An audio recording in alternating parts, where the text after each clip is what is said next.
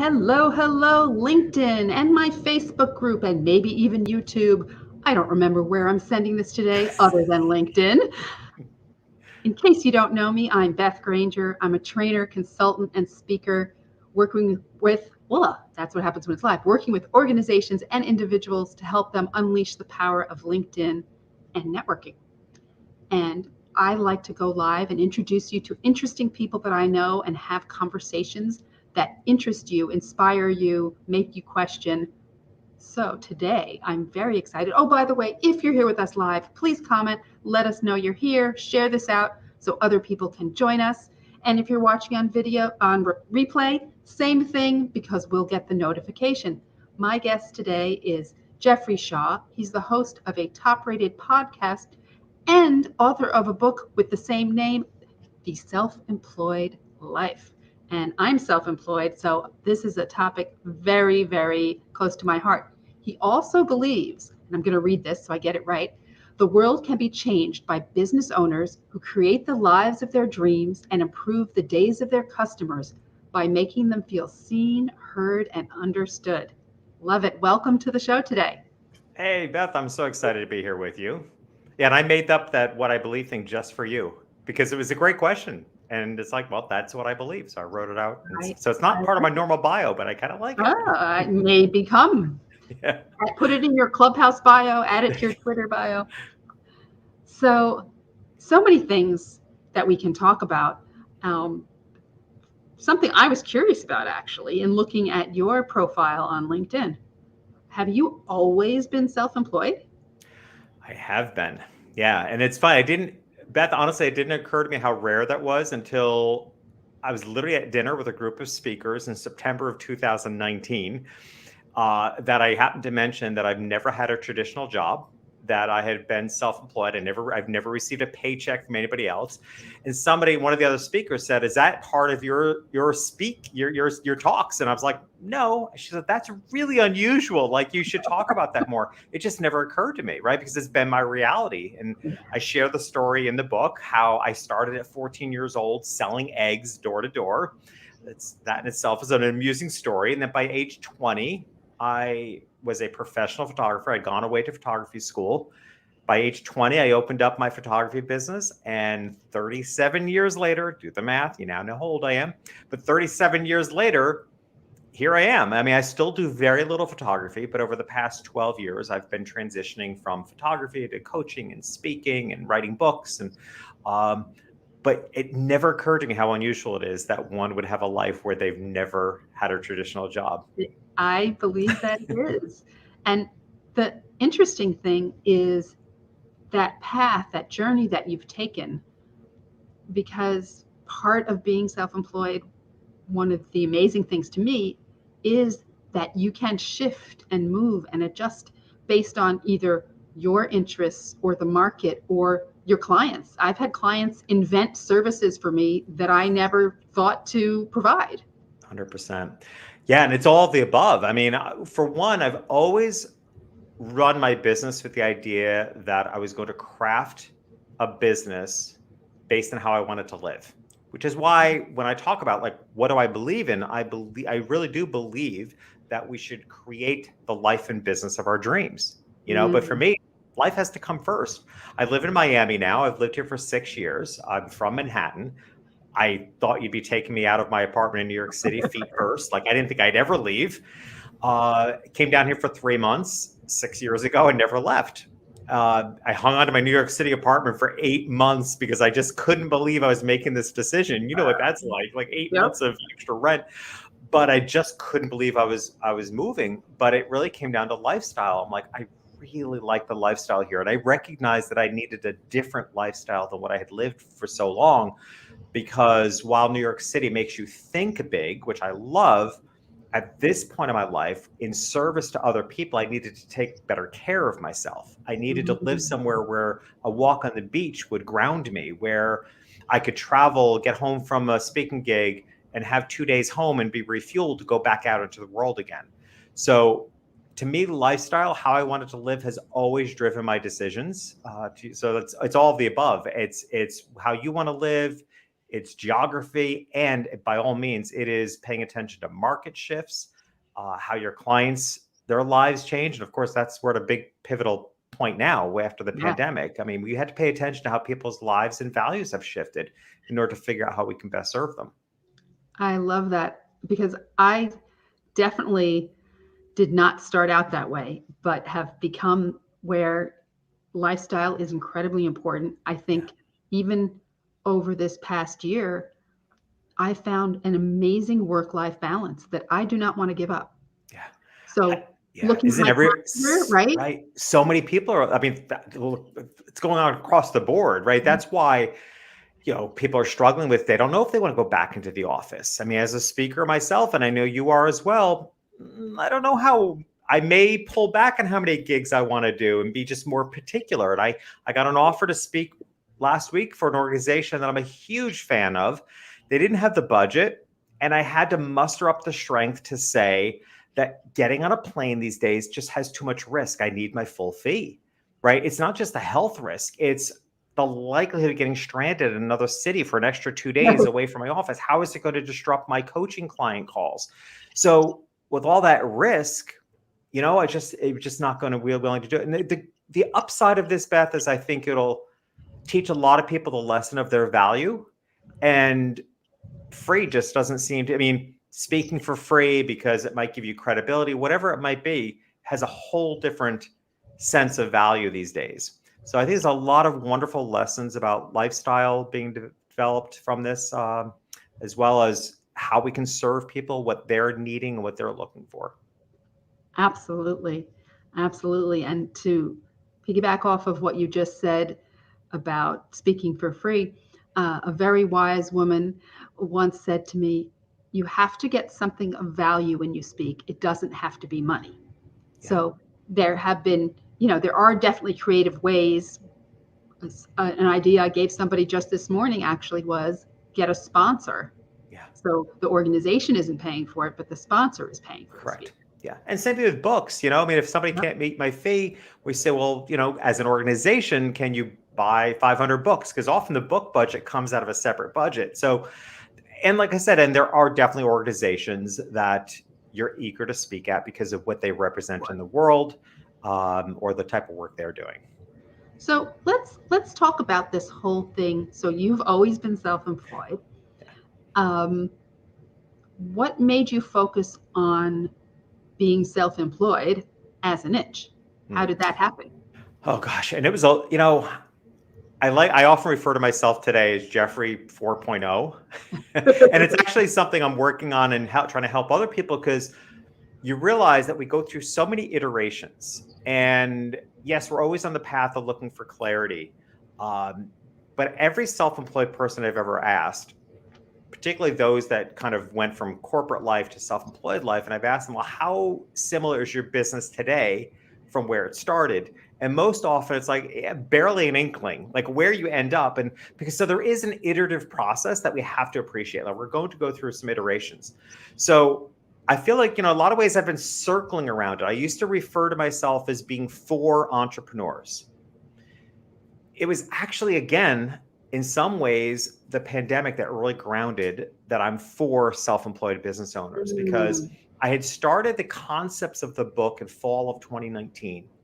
And I had an idea of what I wanted to write in the book. But it was actually the very beginning of the pandemic when there was talk of what we now know as the PPP loans, which is part of the CARES Act. Yep. I've always been pretty politically involved. So when they started mentioning the CARES Act, I was able to get a hold of the 800-page document, because what I was looking for is I suspected that self-employed business owners were going to be left out, because that had always been the case, right? They always, support was available for small businesses. Oh, but guess what? Small businesses considered up to 500 employees. And there have been many in the past when there's been economic hardship, it would require a minimum of 20 employees. Most self-employed businesses, they're businesses of one, maybe they have up to 5 people. Most of us today are businesses of one. 80% of small businesses are businesses of one. I love it. So I was concerned that they would be left out. Well, what I found is that for the first time in US history, the PPP loan specifically mentioned this is for self-employed business owners to maintain your salary and your paycheck. First time in history. that drove such a point to me. I'm like, guess what? The government just cracked open a door. And if the government is recognizing that we matter, I am never letting this door shut. I love it. So I ran with it and just deepened everything. That's why I wrote the book. We called it The Self-Employed Life. I brought in all my coaching experience along with 37 years of business strategy experience. That unfolded, of course, and at the same time of the pandemic, what you realize that millions of people are losing their jobs. And anytime unemployment has increased, the rate of self-employment has increased. And now there's more people who need the content. That led me to creating the Self-Employed Business Institute, because I looked at what's the next problem, right? The next problem is that with a mass number of people being self-employed, the biggest problem I've always known throughout my life is that there's no education for being self-employed. None. And every person I have coached over 13 years has a few things in common, but the most outstanding thing in common is that they're people that are really good at what they do and are in industries where the skill set they've learned does not offer how to make money at it.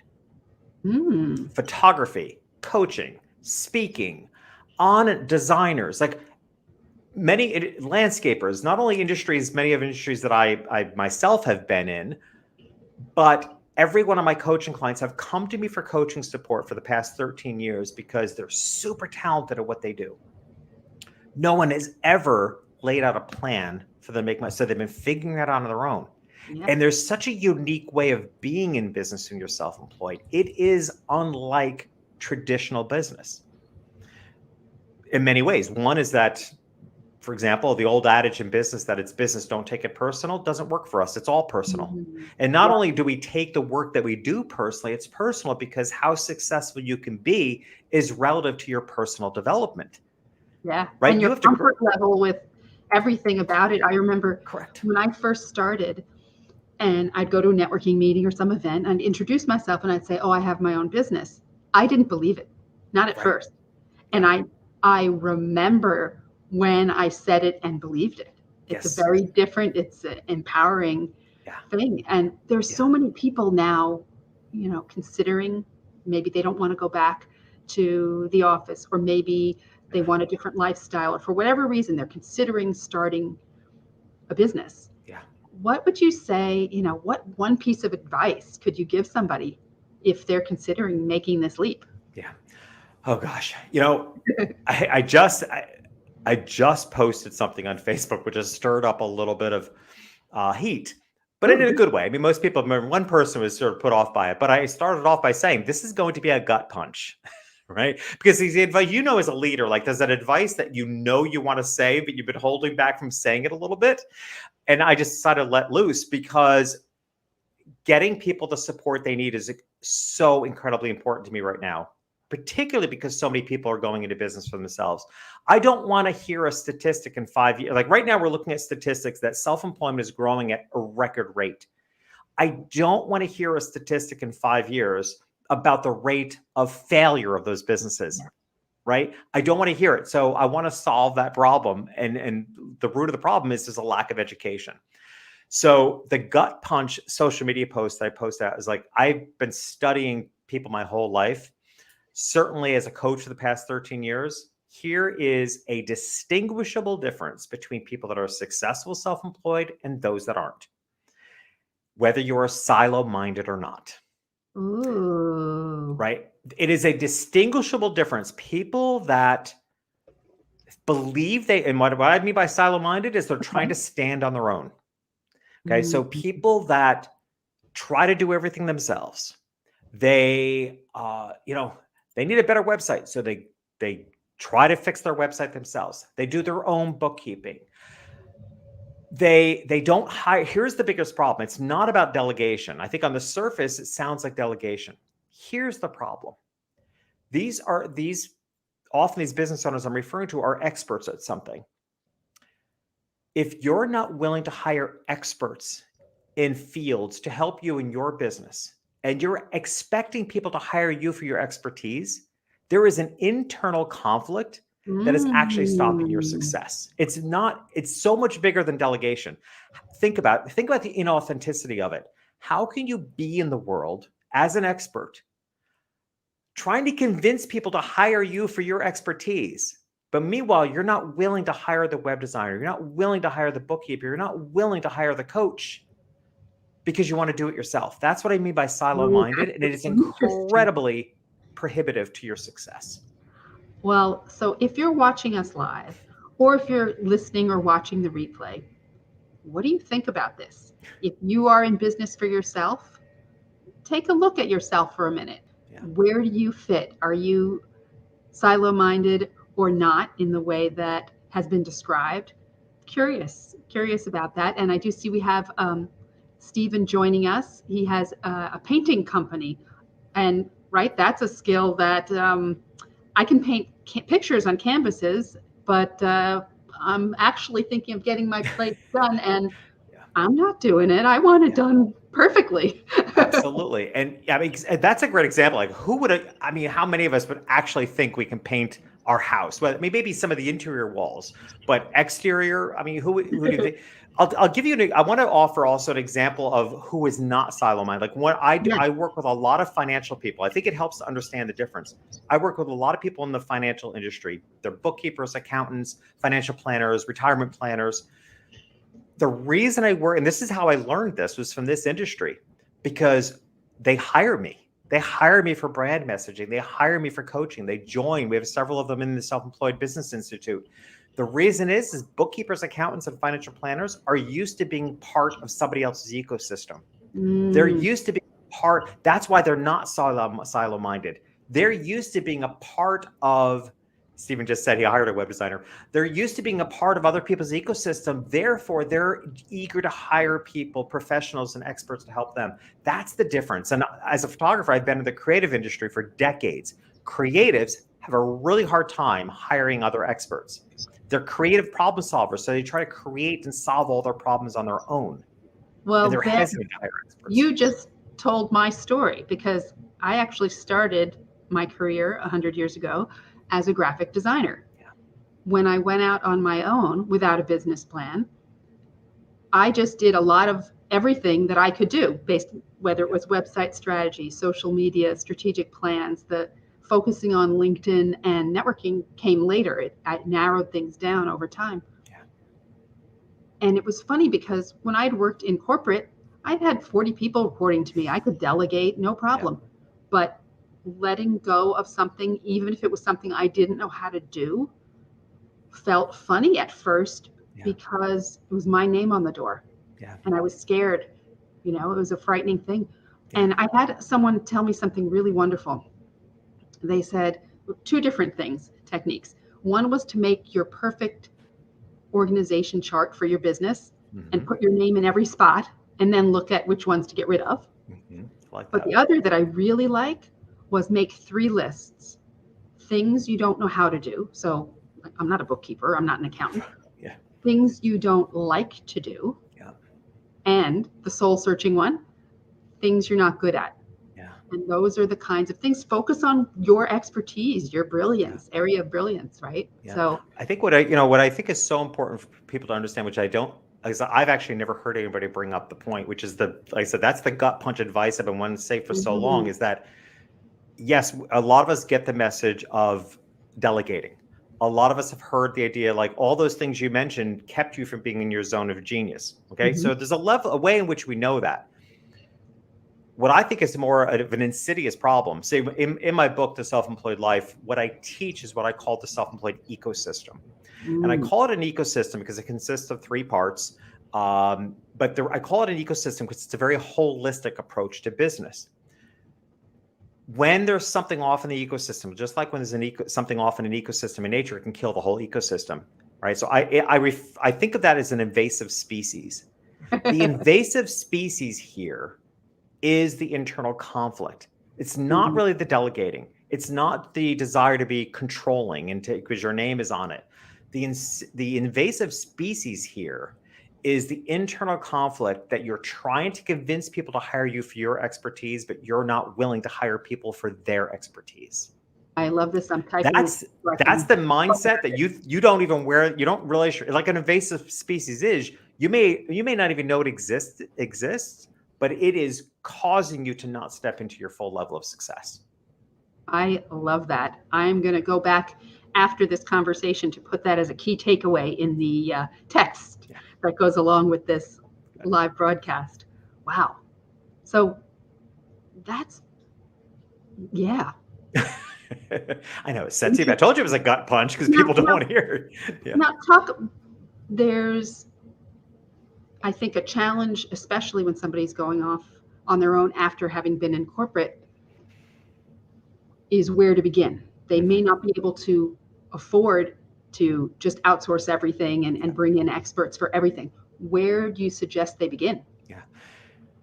You know, actually, I work with a lot of people that transition from corporate life to self-employed life. I have a LinkedIn live show of that name, which you've been on, from corporate life to self-employed life. So I coach a lot of people through this process. And the truth of the matter is, one of the best investments you'll make, as challenging as that might be, is right up front. And that is working with somebody who can help you find your thing, air quotes. Okay. Yep. And I like calling it your thing. I really do, because we can call it a lot of other sexier names, but at the end of the day, it's your thing, right? It's your thing. It's like, because it just, you know it so well. And what that is I refer to this as the intersection of what's meaningful to you and what's marketable. Mm, So in order to find that, it's a combination of looking at what is the skill set that you currently have? What is it that you bring to the table, right?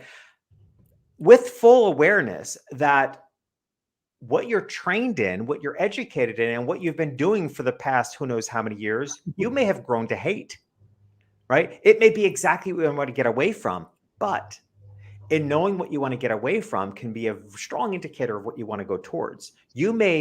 One of my favorite questions to ask the coaching clients, what drives you crazy? Right? Because what drives you crazy is what you're looking to create a solution for. So there can be the development of a business and really looking at either expanding on a skill set you already have, or not being very clear on what you're so tired of that you want to do differently or offer the world something different. Both can lead you to figuring out what's meaningful to you. The flip side of that, where it intersects, is what's marketable. Does the world want that? And quite honestly, I think almost anything is marketable. It mhm. just has to, what's the marketing message behind it? So to me, as difficult as it is, this is the most important investment you can make upfront and early on, is to get the help with somebody to help you find that. Because from there, you can develop your plan, your commitment. You can then take on some of those things that you probably shouldn't be doing, but you can do it because you have clarity of where you're going. And the fact of the matter is, Beth, and you know this as a coach, you can't do that work yourself. My favorite expression about that is you can't read the label from inside the jar. Ah, You're in it. Like when you're building your own business, one of the things that's fundamentally different about being self-employed is that you're in it. You are your business. You can't read the label from inside the jar. You need somebody outside the jar who can see more in you than you can see in yourself, who can see what you bring to the table that you probably just don't even see as valuable, but it's something people have been complimenting you on your whole life. yeah. But it's so innate to who you are, you don't even see the value in it. You need somebody who can say, no, wait a minute, that has real value in the world. We can build a business on that. People, you So, are getting free consulting right here, right now. So whether yeah, you're watching live or on replay, this is the magic right yeah, here. yeah. It's I very love. important to get that early on, because that initial investment will save you tons of time and money later on. And we have a question or a comment here. Steven says, "That's what I'm looking for, and how do I find those people?" That Well, hello. This is what ha- I do. But Steve, I appreciate the question. But I want to give a little substance. I don't want to just be glib about it. But yeah, I am that person. And here's why. Um, I've been a photographer for 37 years. And I can see what other people don't see. I mean, it's literally the meaning of being a photographer. Okay. So I compose from nothing. I compose from pieces. My two favorite scenarios. I love when somebody comes to me as a complete blank slate. They have no idea where their next step is in life. Love it, because I love the blank canvas and I can pull out the information we need. What I'm looking for is then all the pieces. As a photographer, my brain, and I think it's a fascinating question to ask, like the chicken or egg, which came first, and the lesson of mastery. I feel like for me, I had some level of skill set as a photographer, but 37 years of being a photographer has trained my brain to see the world in pieces and to automatically compose it as a whole. So I am highly skilled at when someone comes to me with all those pieces, confusion, chaos, I'm a hot mess. I don't know what direction I'm. I don't know where my marketing is. Like, bring it on, because my brain thrives in that to help you find clarity. I compose images. That's what I do. I love that response. And I'll add for you, Stephen, before we got on the air, we were talking about different people. There are tons of people that do the same thing. I'm in a global network of people that do what I do, and I love them. But they're different personalities, and you need to find someone who you just click with. Their thinking and their way of engaging with you feels right to you. So I would suggest having a bunch of conversations. Speak to Jeff, speak to some other people, and just, you'll know. It's like dating, but for business. Yeah, absolutely. No, there is definitely a personality match there as well. Yeah. I mean, I've had many coaches, but there are two that stand out to me that I worked with for the longest period of time, and that were really that significant Wow. match. And it's also, I think it's also important to find a coach who knows themselves. Oddly enough, I mean, in that, it probably takes a certain amount of time. I mean, one of the things that I hone in on, I definitely work primarily with people that my clients are, what I like to say, of a certain age. I could certainly coach people in their So 20s, young. but I tend not to. I mean, I tend to, like, most of my clients are 35 to 65 or 40 to 65. For a couple of reasons. One is I like people that have already been in business. The Self-Employed Business Institute, one of the things that makes it unique is that it is built specifically for people already in business. Mm. Yes, it would be helpful for startups, but the fact of the matter is, I thrive in the pieces. So I like it when people come with some experience. I don't care if it's 6 months or 6 years or 20 years, but some level of being out in the world. And you know how valuable that is, Beth. Some level of already being out in the world gives a lot of information from which I can build on. Well, they know themselves too. So the Correct. questions you're going to ask about everything from, one of the amazing things about being self-employed is you design your life, right? You get to make decisions. It goes back to sort of what's your definition of a good life and what's your definition of success. So for some people, success might be the ability to start working at 11 o'clock because they want to do whatever in the morning. And so I think there's something very important there as well. Yeah. But I think, to kind of circle it back around for Stephen is, I mean, really make sure you find a coach who knows themselves well and knows what works. And because we've all dabbled, years ago, I had an online course because that was the thing, right? I was told to, be scalable. And so I had a course and it was pre-recorded content. And I realized I don't like the pre-recorded content. For me, it doesn't, I know myself well enough now to know that, like for the Self-Employed Business Institute, it's all live. And the reason is because I'm such an observer of life and business. Like, I will go out this afternoon and have a good or bad business experience. Who knows? But there's a story there that I want to share with people that they can learn from. And what I don't like about pre-recorded courses is that I can't do that. Where I like my content so fresh that I like to pull stories from today. I'm trying to read it. He'd like to connect with you and have a conversation. Excellent. I love it. Well, happy to guide you to do that. And I'm a similar way. There are so many ways to go about a business. And I know I did some speaking for SCORE, if people have heard of it. Service Corps of Retired Executives. And I was on the library circuit doing talks about social media for people who were just starting businesses. And many of the people there only knew how to guide somebody in a certain type of business where they were looking to scale it in a more traditional way. And I think it's really important to know what you're good at and what you want to do. I know there's, for instance, in our world, how many people have the Facebook group where they do the challenge and then they get you to take, there are these paths that people take or funnels that people create. And it's not right for everybody. No. And it's really good both to experiment, to see what you like. Do you like to work with groups? Do you like to work one-to-one? And Yeah, that's and find, like something. I said, find the coach that. So if it's helpful to Stephen and for anybody else watching, so Stephen, Yeah. if you do want to speak, and I should be able to manage it. I feel like I don't usually give this out so broadly publicly, but it's chatwithjeffrey.com. So chatwithjeffrey.com will get you to my calendar for a 30-minute appointment. It's probably, I was trying to figure out how can I actually get to him. Well, he's on LinkedIn, so he could send you Yeah, a you can find me on convenient. LinkedIn too and send me a message there, but we can make it happen if you want to chat. I love it. Oh, I want to hear about afterwards how that went. I love that something amazing What happened. I love is I'm always intrigued by the businesses. I love so the Self-Employed Business Institute starts September 8th. So we're just kind of building the cohort. This first one is Wow, limited, wonderful. and we have a baker. Like I'm being very intentional that it's a mixture of industries. I had to shut down. I think we have 3 or 4 photographers, and I had to stop because I'm so well known in the photo industry. It could be 20 photographers, but I don't want it to be.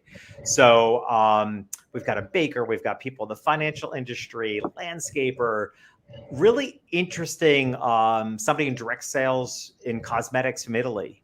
And they'll be able to have insights for each other. Correct. It's like a built-in focus group in some ways, right? But I have always, and again, if there's one of those characteristics that makes someone successful, I have always looked outside of my own industry to get my best ideas and then adapt it. So one of the things I'm doing that I'm really excited about, because I've never done this before. So twice a month, we have a 90-minute training call. So that's, a lot of the giving of the information. There's also each student also gets a 30-minute one-to-one call with me each month. But at the end of the 90-month training calls every month, I'm going to stay on for an extra 30 minutes. And I'm calling it the adaptability part, where I've delivered content for 90 minutes or so that will be super applicable in, I believe, every industry.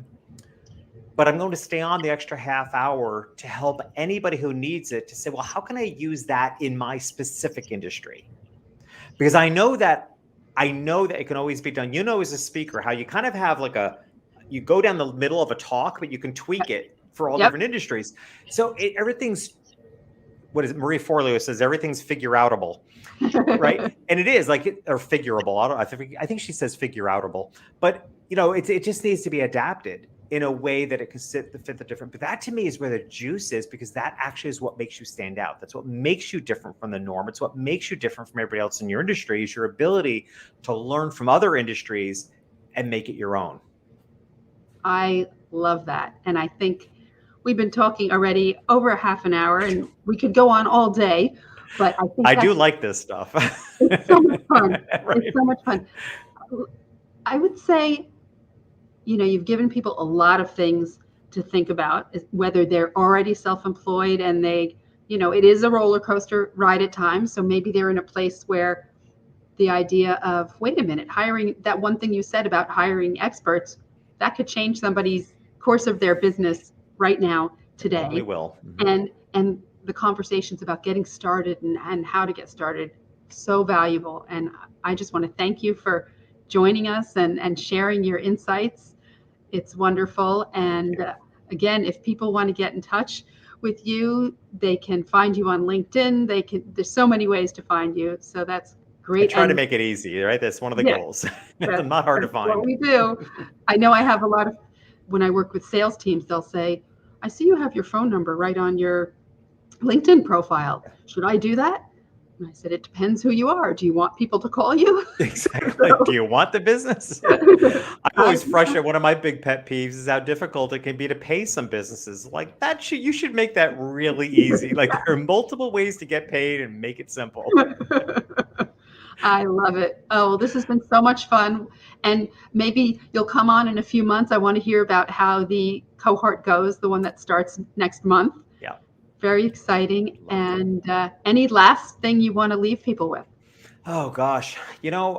Honestly, kind of circles back to saying, I say it with more, I did an article for Huffington Post many years ago.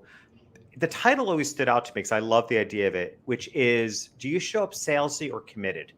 Because the truth, right? Because there's a different energy to whether you appear to others as salesy or committed. And I work really hard on my own, keep my energy pure, my intention pure. Um, I feel I'm in a place in life where I can speak with more commitment.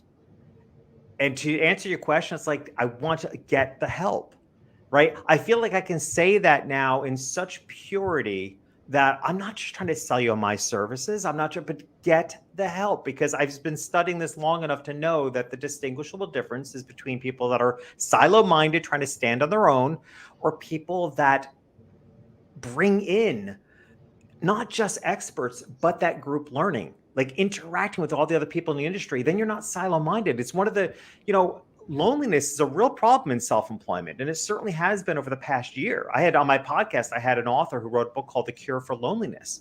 I had him on because being self-employed can be a very lonely experience. And I don't think anybody can understand us, Beth, other than other self-employed people. 110%. Right. So that's why you want to hang out with more people that are self-employed. And I'm fascinated by communities, is what I call it in the broader term, community support systems and communities that you can have and be part of. And like, we're both, I believe you're in National Speakers Association, right? So Definitely. Only speakers understand the world of speakers. 100%. They don't. Only speakers understand, like, okay, this makes you really nervous and it scares you to death, and you do it anyway. I'm like, yeah, I know. Like, and you love it. And you love every minute of it, right? Only another speaker understands that. And the same with being self-employed. I was lucky enough to find a community of people.